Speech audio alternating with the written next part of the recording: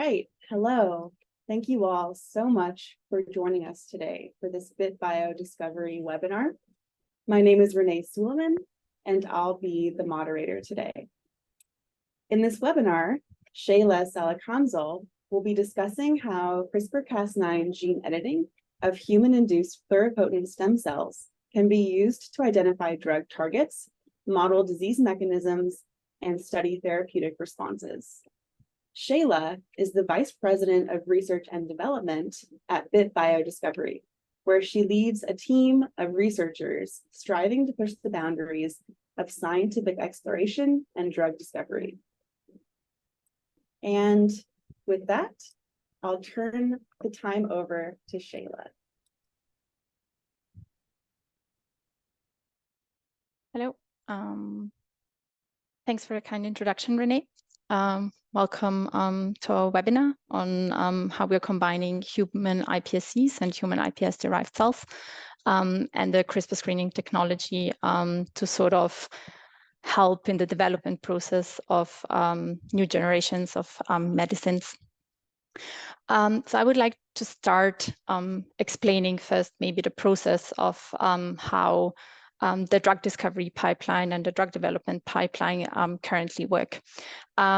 So it is a quite lengthy process of approximately, I would say, 15 to 20 years from identifying a target or observing a specific phenotype in a cell to actually delivering a drug on the market.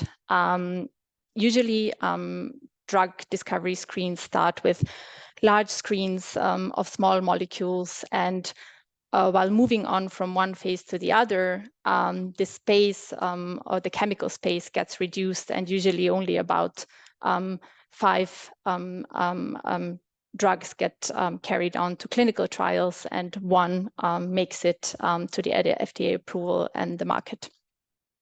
And what researchers working in this space have identified over time is that genetically validated targets are 2 times more likely to be successful in clinical development. And now, considering the time that gets spent to develop a drug for a specific disease, but also the costs that are associated with it, it is quite important to identify already at very early stages if a drug target is a good target and will be successful in the clinics. So this is just some graphics from review where in the year 2022, a total of 50 FDA drugs were approved.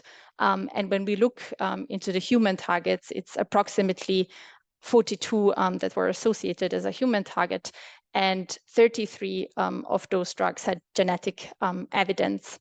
So it is quite important to know how we can actually genetically link drug targets to diseases. So what the community has done over the past years is different methods, and I would like to briefly talk about each of them. So on the one hand, we can genetically link drug targets by looking into genome-wide association studies.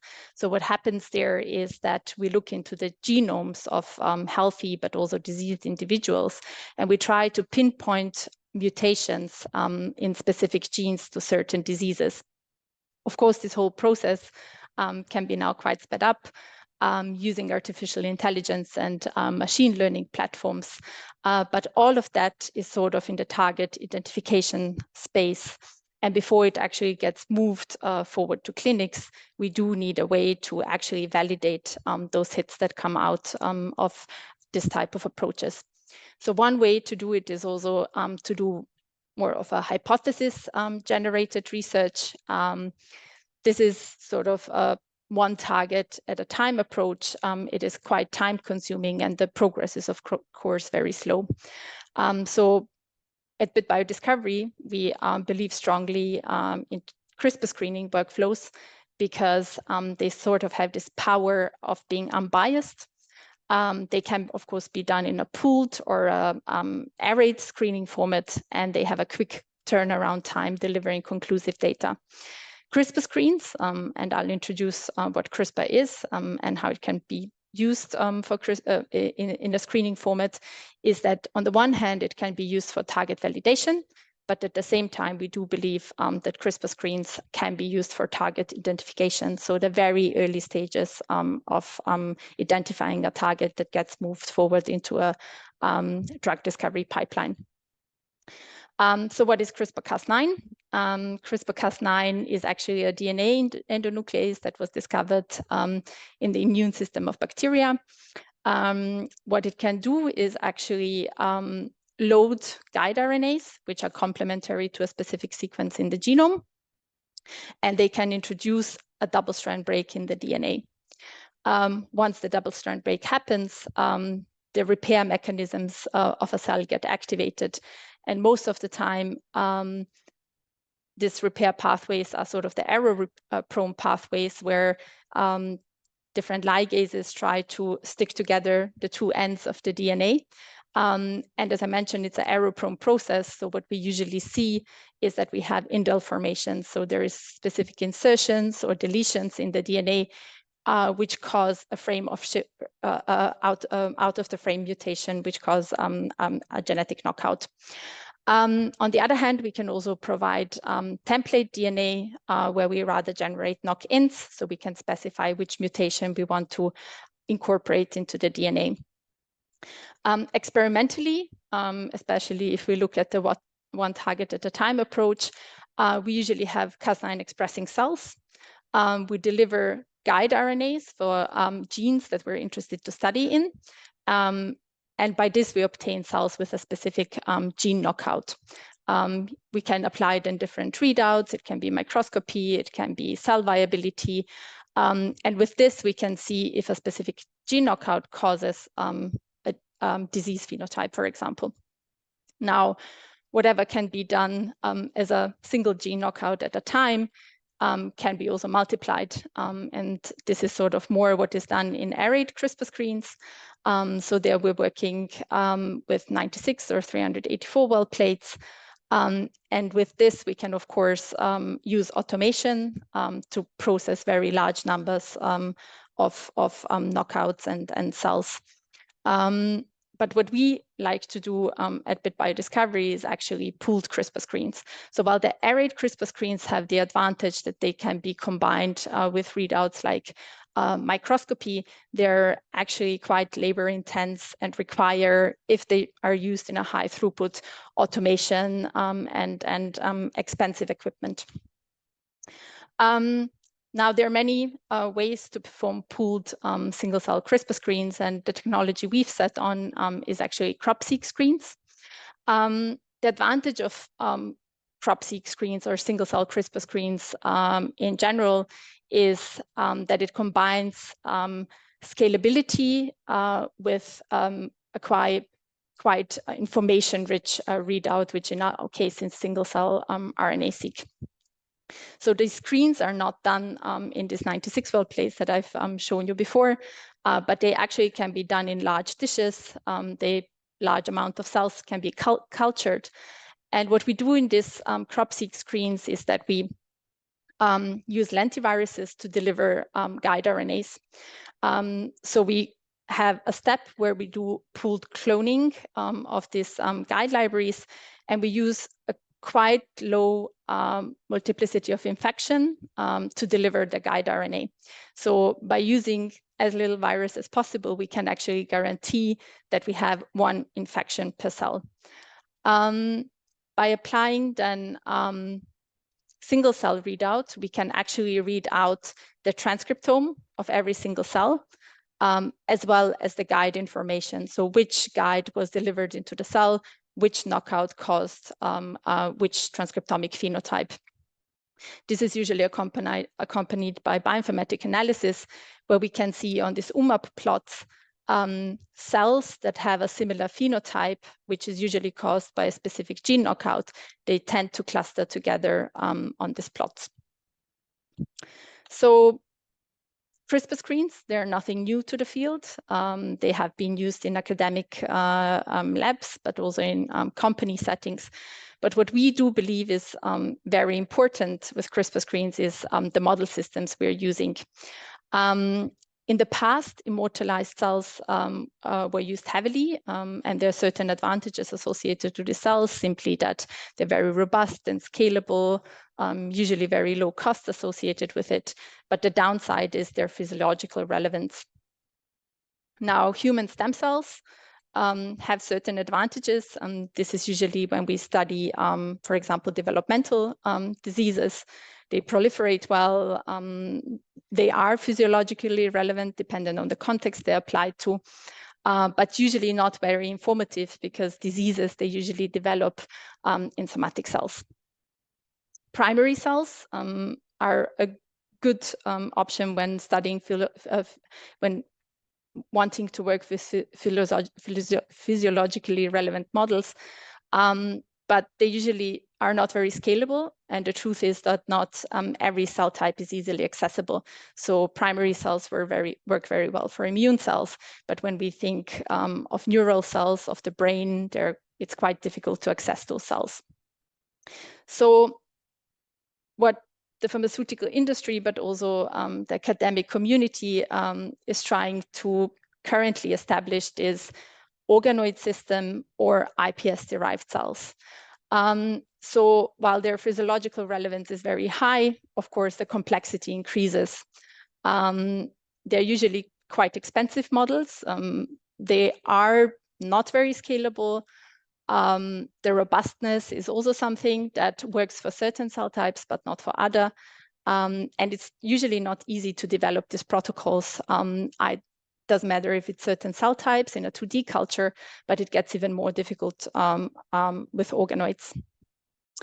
Now, what I would like to introduce is the OptioX technology. So as our name already says, so we are bit.bio Discovery.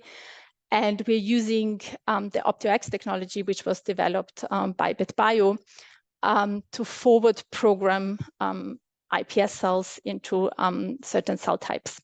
So iPS cells are pluripotent cells, and they have the capacity to differentiate into any cell type of the human body. And stem cell researchers have done this successfully in the past by doing directed differentiation. What does directed differentiation mean?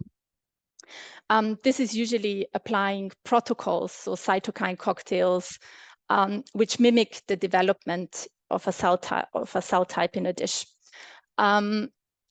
Certain protocols have been quite successful, but what these protocols usually suffer from is that one usually obtains a mixture of different cell types in the well. So we have quite low purity. The scalability is also usually an issue. So if we think of profiling many drugs or performing large-scale CRISPR screens, the scalability, of course, becomes a big topic. And then usually also the very long culture time. So certain protocols take up to 60, 80 days, or even months. So the OptioX technology is based on overexpression of transcription factors. So for certain cell types, it's quite known that there are transcription factors driving the development of the cells. And these transcription factors get inserted into a safe harbor locus under the control of a doxycycline-inducible promoter. So by applying doxycycline to the cells, the expression of these transcription factors gets activated, and cells sort of get forced to take a new identity. What we've seen with this technology is that we can actually solve all the problems of directed differentiation protocols. So we do obtain precise cell types, high purity cultures. It's a very scalable protocols, and there is also, of course, short culture time. So most of the protocols take 7 to 10 days. Now, bit.bio is offering a portfolio of certain wild-type cells. They're mostly in the CNS space, but more of different cell types are currently being developed. And at the same time, the wild-type cells are accompanied by disease models. As you can see, most of those are in the CNS space. So the data that I will be showing you today are done in the cells.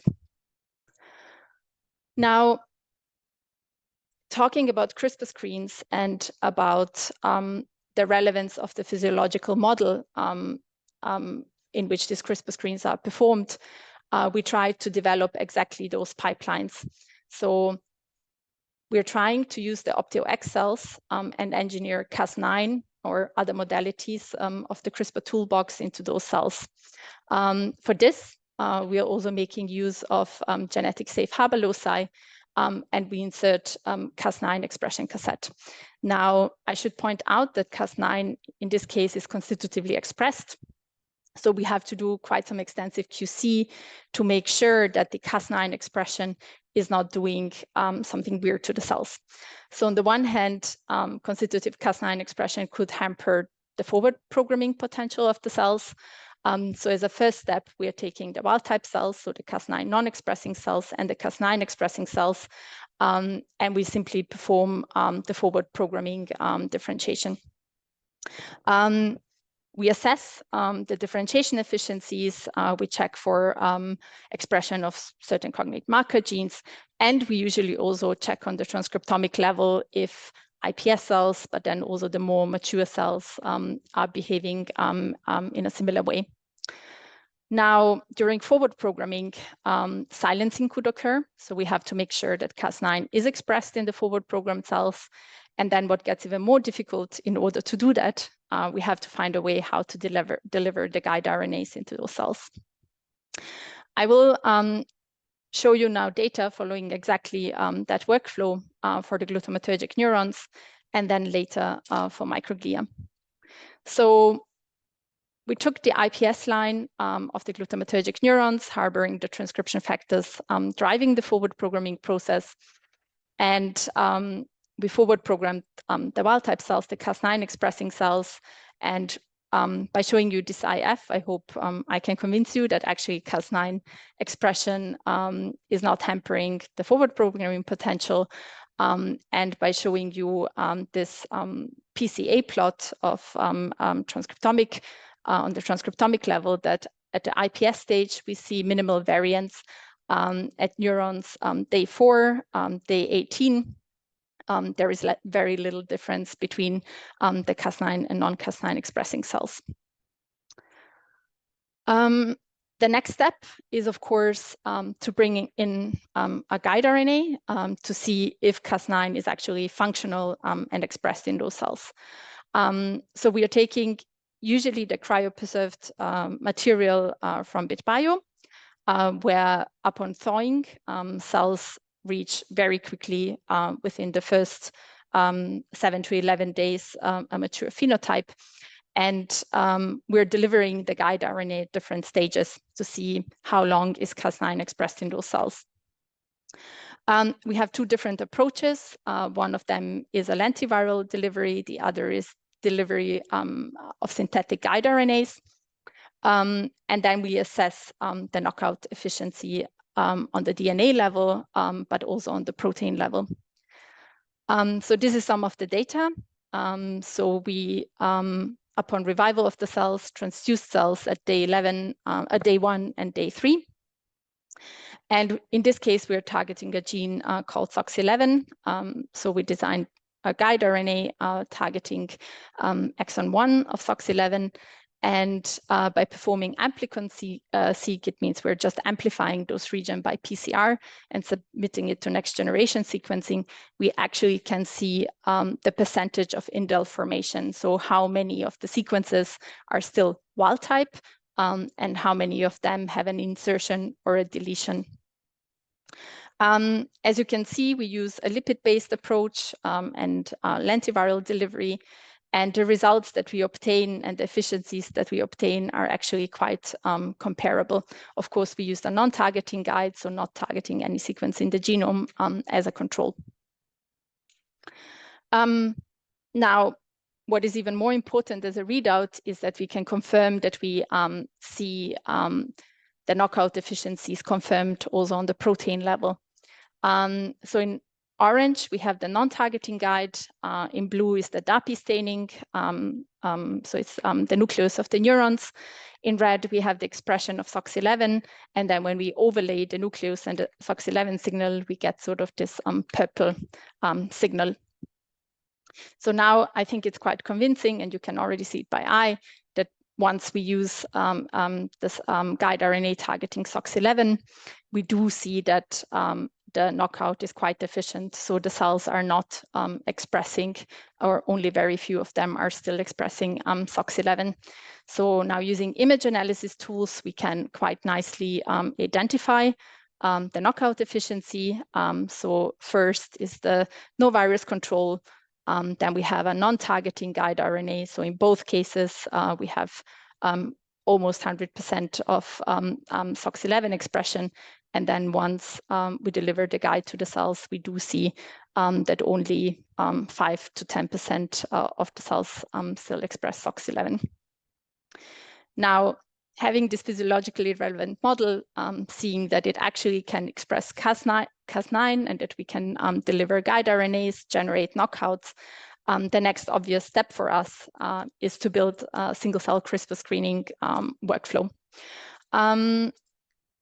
I'll briefly would like to touch on how those CRISPR screens with iPSCs have been done before, and why we think that it actually matters to introduce CRISPR perturbations already in differentiated or in forward programmed cells. So for a long time, researchers have been generating Cas9 expressing iPSCs, but the difficulty was, of course, to deliver the guide RNA in the differentiated cells, or even to scale those protocols so that many guides can deliver it at the same time.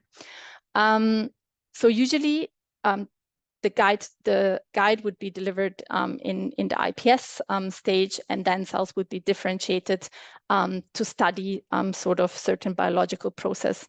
The difficulty with such an approach is that knockouts, of course, have also an effect on pluripotency. Specific genes might be essential in iPSCs, but not in neurons. And then they could also be doing something to the differentiation process of the cell. So a rather simple readout is sort of just assessing the survival of the cells. So is any of the gene knockouts having an effect on the survival of the cells? And with this plot, we can see quite nicely that we identify certain hits that are doing something to the cell fitness. But it's very difficult to say if this is actually biology that is meaningful for in a neuron, or if this is actually affecting any of the other processes that I mentioned. So when it comes to screens for neurodevelopmental disorders, this might still be a good approach. But if you end up with a list of, let's say, 200 hits and you have to validate each one of them, it would be quite good to know which process you're actually validating. Now, we do think that timing is actually key. So it's important to understand the biology that is being studied with a CRISPR screen. And what we try to develop is really a CRISPR screening platform in which the biology of neurons or microglia, sensory neurons, or any other somatic cell type can be studied. And to showcase why timing is important, we actually performed exactly such a screen. So on the one hand, we delivered the guide RNA in the iPS stage and then forward programmed cells into glutamatergic neurons. And in the other screen, we delivered guide RNAs into the forward programmed cells. So what we're studying here is actually which knockouts are lethal to the cell. And what you can see quite nicely in this plot is on the y-axis, we're plotting the knockouts that are introduced in the glutamatergic neurons. On the x-axis, the knockouts that are introduced in the iPSCs before forward programming. And what we can see is that certain gene knockouts like HRS1, CARS1 are quite lethal when introduced in the IPS stage and then forward programmed, whereas there's not much happening in the neurons, so they do not seem to be essential in neurons. Now, why I'm pointing out exactly these two genes is that on top of doing a survival-based readout, we also performed single-cell RNA-seq. So with single RNA-seq, we can capture the transcriptome of every single cell. And while if we would have performed the screen by delivering the guide in the IPS stage, we would have never been actually able to capture the biology of these genes upon knockout in glutamatergic neurons. So our main hits from the screen that we performed, and you can see quite nicely, they belong to the same protein family. On top of that, we've also identified VCP and ELP3. And all these genes are actually associated with the Charcot-Marie Tooth disease, which is a neurological disorder.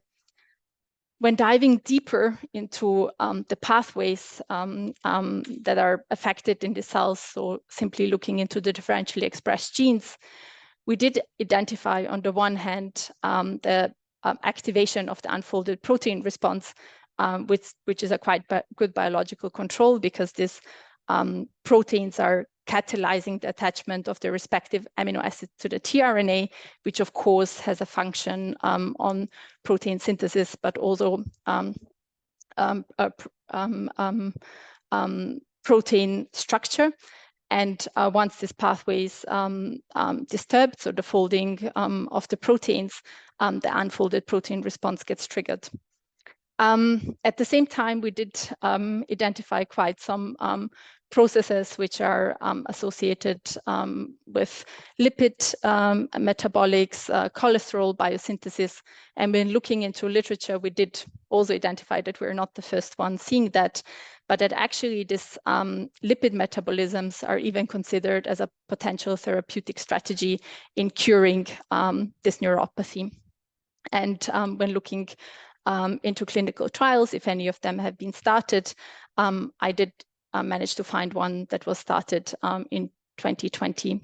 So with this, we can actually show that the CRISPR screening workflow that we've developed is actually quite useful for target ID, but also target validation, and that by performing these genetic knockouts, we can actually study the biology of neurons.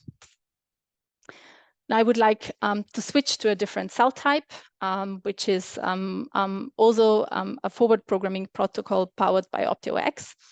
So microglia, they're immune cells of the central nervous system, and they come sort of in different flavors. So immune cells, and especially microglia, they have different activation states. I think that this figure we already know by now is a quite simplified view of this activation states. And on the one hand, they can be activated to be pro-inflammatory, so to clear, for example, degenerating neurons, and they secrete cytokines which have a neurotoxic function. But on the other hand, they can also be activated into a state that is anti-inflammatory, so they have a neuroprotective function. On the bit.bio homepage, there is a lot of information on the microglia and also functional readouts. I'm showing just one here, which is one of the function of the microglia is that they can phagocytose. So they actually can clear the degenerating neurons. We are showing this here with an assay that is based on providing sort of E. coli particles that are coupled to a fluorescent marker. And once those particles get phagocytosed, we can see an increase of the fluorescent signal. So this is a time course of experiment of about 24 hours. And we do also see by providing an inhibitor, we can inhibit the phagocytosing process, and we do not see an increase in the red signal. This is just a quantification. This has been also tried with yeast particles, and we do see that the microglia that we are working with are actually functional. Now, what I've showed you for the neurons, we've had to go through the same process of developing these Cas9 expressing lines in order to use them for CRISPR screens. I'll cut that process now a bit shorter because I introduced you already to that. So in this case, we're inserting a Cas9 expression cassette into a safe harbor locus, and we're characterizing the cells. So on the one hand, on the transcriptomic level, we see very little differences between the Cas9 expressing and non-expressing cells. But at the same time, we also can confirm that the forward programming potential is not hampered in these cells. This we've also assessed with a functional assay. So here we're using the non-expressing cells and the Cas9 expressing cells, and we're treating them with LPS. LPS is actually a component of the outer membrane of gram-negative bacteria, and it causes microglia to activate, and this we can measure simply by cytokine secretion. So both cell lines are can be activated, and we do also see that their secretion profiles are quite comparable. We've also mastered the protocol on how to deliver guide RNAs into the cells. For now, the protocol on a synthetic guide delivery is still under development. But what we can see quite nicely is that we achieve high knockout efficiencies. And while with the glutamatergic neurons, we have a quite narrow window until when we can deliver guide RNAs, this is not the case for microglia. So it seems that microglia, even in later stages, can still express Cas9, and Cas9 is functional in those cells. This is just a time course experiment to see how long Cas9 is functional. Now, in a next step, we aimed again in setting up CRISPR screening workflow. This is sort of a proof of concept screen to see if these cells can be used for the same pipeline. In this case, we have two conditions. On the one case, we have microglia that are not activated, so they are not treated with LPS. And then we have culture that gets LPS treated after the knockouts get introduced into the cell. What we included as a control to simply see if this workflow works, we have included the toll-like receptor 4 pathway, which is sort of the pathway responsible for the activation of pro-inflammatory cytokines upon LPS stimulation. So TL4 is the receptor to which LPS binds. Now, before I go into the outcome of this screen, I would like to introduce you to targeted sequencing. So targeted sequencing is an approach we like to use because when looking across different screens, we usually see that upon a perturbation, there are not many genes being differentially expressed in a cell. So usually the majority of proteins in a cell stay unaffected, and there is only a few of them that get differentially expressed. So we did not come ourselves up with this method. This method was developed by Daniel Scheifogel, the TAP-seq approach. But we do have ways to design primer panels which are specifically enriching only for these genes. So what it's important to know before starting such a readout is the phenotype that you want to understand or that you want to capture in your screen. The advantages of targeted single-cell RNA-seq is that whole transcriptome readouts are usually quite expensive when it comes to the NGS costs. So we need approximately 50,000 reads per cell, whereas if we're using a more targeted approach, we can reduce the costs approximately by 5-fold. So this is what we did for the microglia. We did know that we have two conditions. One is the resting microglia, the other is the activated microglia. And by performing bulk RNA sequencing, we were able to identify a transcriptomic activation signature. So we identified approximately 1,610 differentially expressed genes. And by using bioinformatic analysis, we could narrow down that activation signature to 258 genes.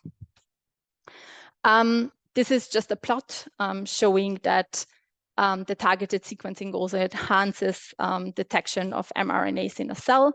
So while using whole transcriptome sequencing, let's say approximately 5% of the cells would express a specific mRNA, or we would be able to capture that mRNA.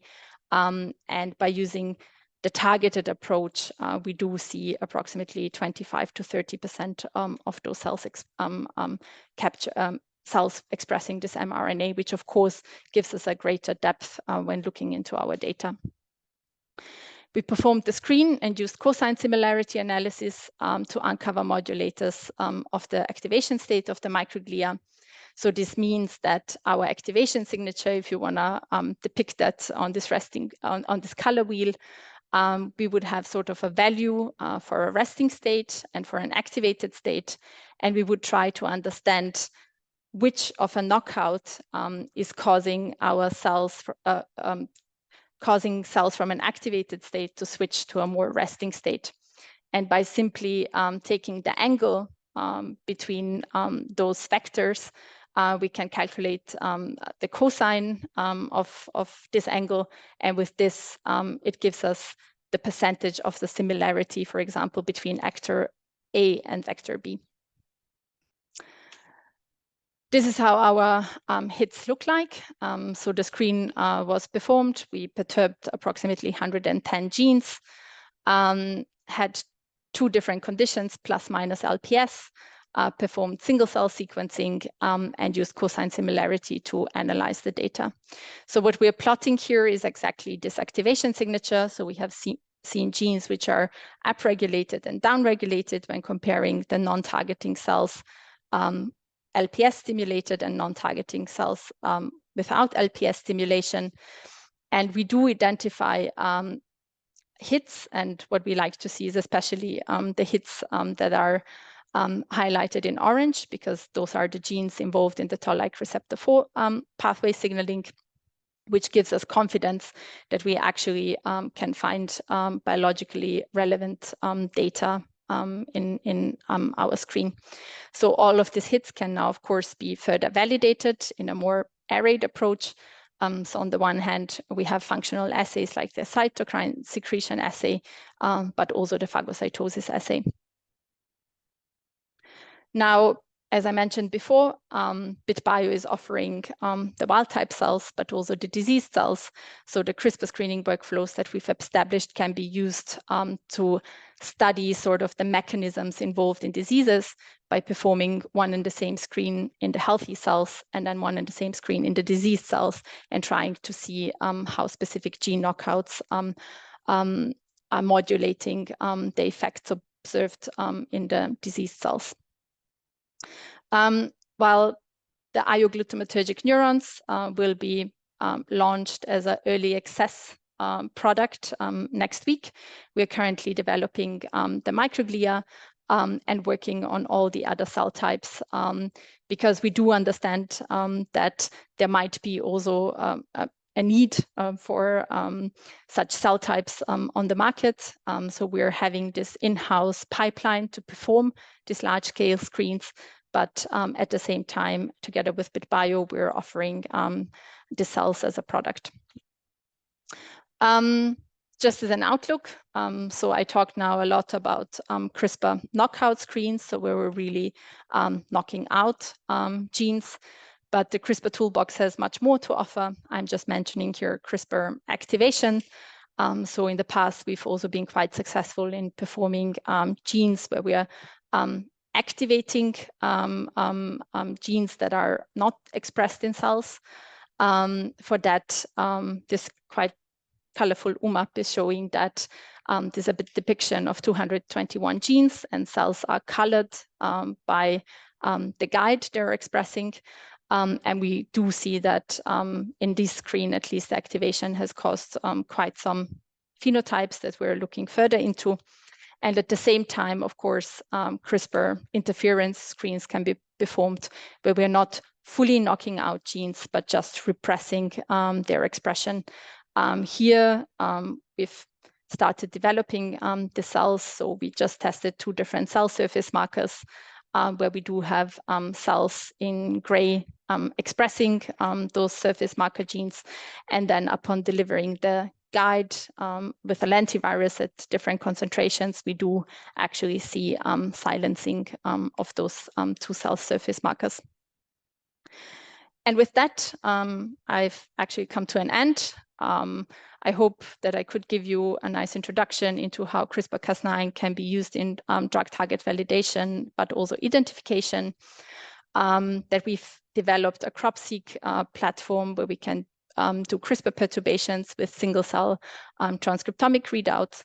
We do believe that transcriptomic represents a very generic readout, which is applicable across many areas of biology. I've walked you through the development of our CRISPR-ready IO cells. So showing that in the glutamatergic neurons, we identify genes which are associated with the Charcot-Marie Tooth disease, and that we've performed a targeted crop-seq screen to identify modulators of microglial activation. And that in general, targeted sequencing offers a good readout with a greater dynamic range and lower NGS costs associated with it. With that, I would of course also like to thank the whole bit.bio discovery team and also the bit.bio colleagues, and of course you for your attention, and I'm happy to take any questions you have.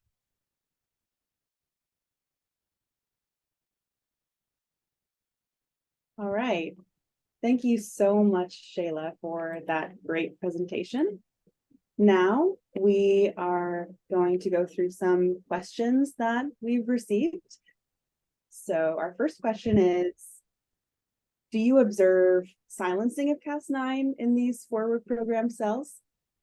Yes, so we do think, and I've shown you some of the data, so in the glutamatergic neurons, we clearly see that around day 4 post-revival of the forward programmed cells, we do see that Cas9 expression goes down.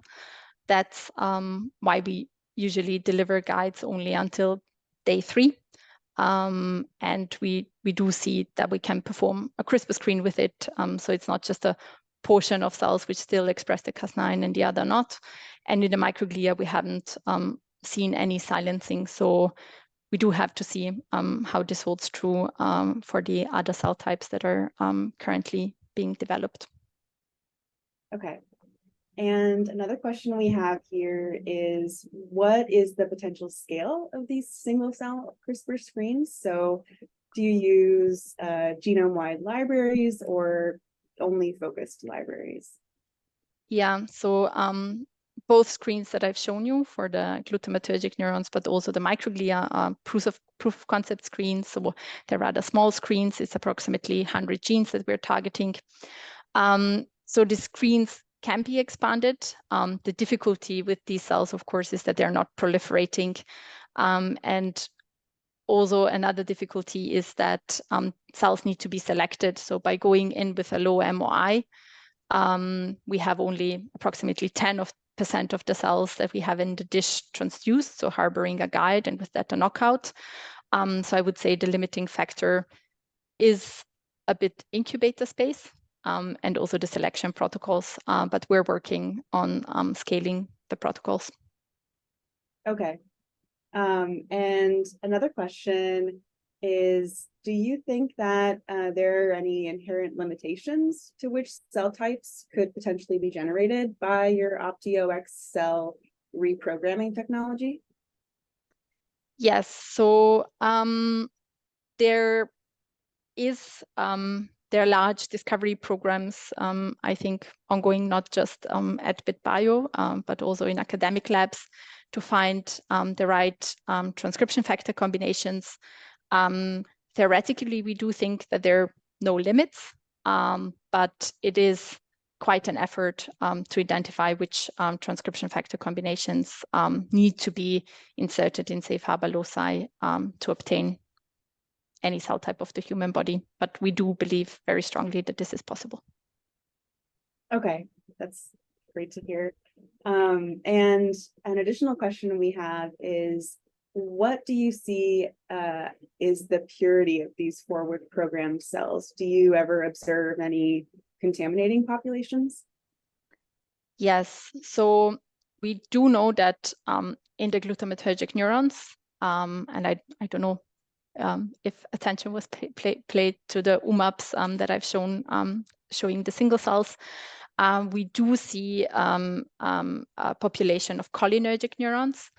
However, it is somewhere between 10 to 15% in our hands, and that is quite reproducible. So with every CRISPR screen that we've done in the glutamatergic neurons, it's not a population that is overgrowing neurons. So it's just a different neuronal subtype. And for CRISPR-A or CRISPR activation, are you using viral-derived transcriptional activators, or have you looked into naturally occurring human activators? So in this case, our dCas9, so the catalytically inactive Cas9, is fused for CRISPR-A to Viper, and for CRISPR-I to a CREP domain. So okay. This is currently the configurations we're working with. And does bit.bio Discovery offer any screening services? Can you go into more depth about what your offering is? Yes, so we are a single cell CRISPR screening company, and we offer this service also to third parties. So currently, the CRISPR ready lines are the two cell types I've shown, but we can have the capacity to turn any of the other currently available Optio-X lines or disease model into a screening line, and the workflows are quite set up to perform these screens. Great. And how exactly do you select for guide RNA integrations in post-mitotic cells? Yes, so we can use, so for the neurons, for example, we used poromycin selection. That worked out quite nicely. So we had approximately an MOI of 0.2 before selection, and after selection, we had around 95% of GFP positive cells. I believe that the neurons could also be selected. And this is the approach we went for with the microglia. So we sorted cells before performing the single cell protocol. But we do have to develop sort of selection methods for each of the cell type. There are different routes we're taking. Mm-hmm. Okay.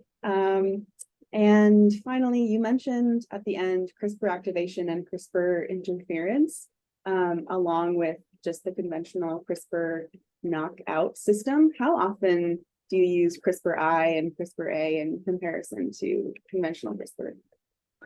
Yes, so CRISPR-I, we haven't used yet in a screening format, but CRISPR-A, we've used quite often in-house. So with CRISPR-A, the crucial part is actually the guide RNA design. So this is what makes these workflows a bit more tricky, because the guide RNA design is not as well understood as for Cas9. But we have an in-house bioinformatics team, which is very good in developing guide RNA design tools. And we're using all the data that we're generating in-house to refine those tools. So we are sort of getting better with every screen. Great. And do you observe any silencing of Cas9 in forward programmed cells? Yeah, so that goes along the very first question. We've seen that in glutamatergic neurons, for now, not in microglia, and with the other cell types, it remains to be seen. Okay. And how exactly are you planning on following up on lipid metabolism as a therapeutic strategy in CMT disease? Yeah, so we ourselves are not a drug discovery company. So we are usually working together with third parties. And this is exactly the companies that are working more on drug discovery and drug development. So we can provide our platform to profile small molecules in combination with CRISPR screening. So we ourselves are not following up on that. Yeah. Great. Okay, well, that is all the time we have for questions. If you have any additional questions, please reach out to info@bit.biodiscovery.com or visit bit.biodiscovery.com to see more information about bit.bio's technology and services. Stay tuned for more webinars to come and subscribe to our email list to stay up to date. Thank you again to Sejla, and thank you all for attending today's webinar. Take care. Thank you.